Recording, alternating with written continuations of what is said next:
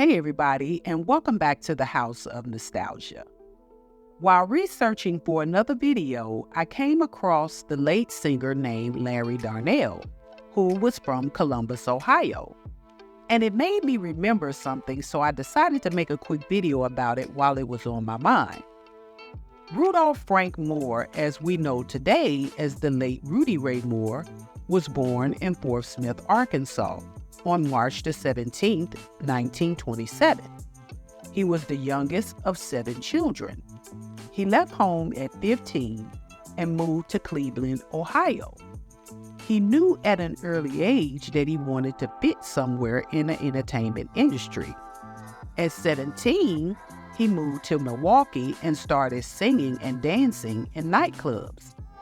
Rudy did about 3 years in the service, and while he was there, he was given the nickname the Harlem Hillbilly because he sang country songs with an R&B flair.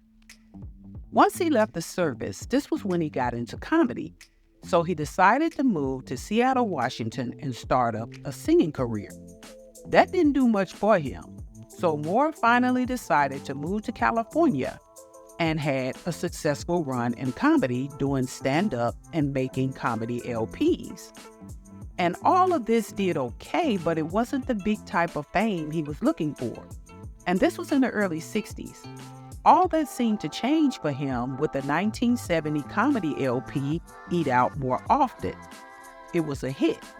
And all the comedy LPs that came after were hits, mainly because of the XXX content and the characters that were created, like Dolemite, Devil's Son-in-Law, Human Tornado, and Signifying Monkey.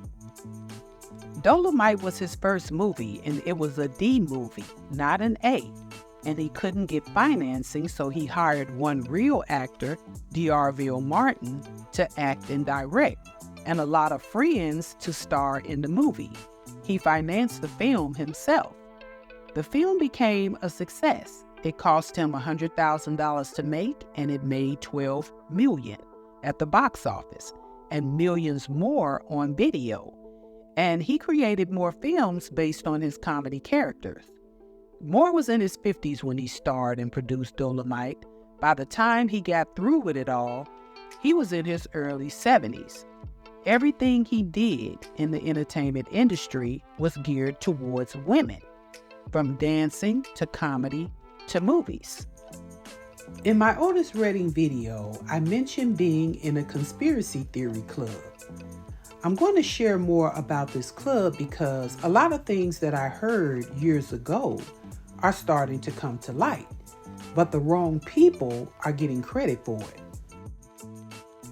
I didn't talk much in this club because I didn't believe everything I heard. And if you continue to not agree with most things, then why are you even here?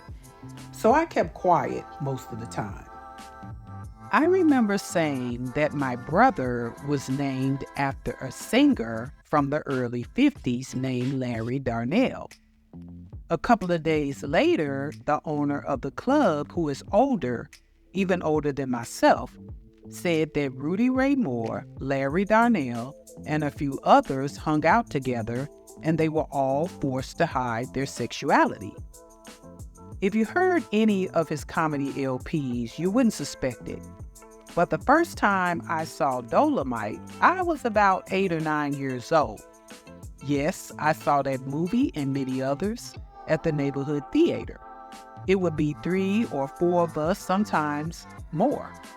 Our parents had no idea what we were watching, and we were hood kids, exposed to everything, but never really shocked about anything, and we were able to still keep it moving.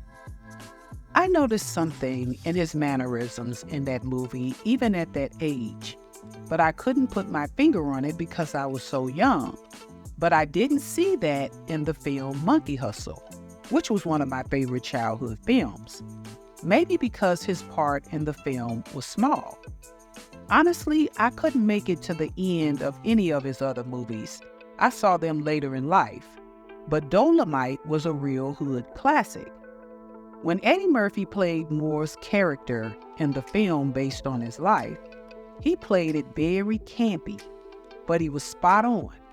He just did it in a sort of slick, funny way. He knew what he was doing because he knew something. They kept his sexuality out of the film. Now, I'm going to give my opinion on Moore as a comedian. To me, Moore was a character, and people like that, their mannerisms are funny, and the things that they say in conversation are funny. They're just funny people. I met so many people like that in my life. If you put them on a stage, it's a different funny. I didn't care for his comedy. It all went over my head. Even in the movie Dolemite, I would always skip the signifying monkey part. That's only my opinion. Now, what I did like about him was that he was able to get in where he fit in the industry. Moore was a comedian, actor, and producer. He became a household name in just about every hood in each state. That eventually went global. He was talented in comedy because he knew what people wanted. Not in acting too much and not in producing too much, but he was a character with star quality and persistence. And that's what I felt made him successful. Thank you guys so much for watching my video on Mr. Rudy Ray Moore.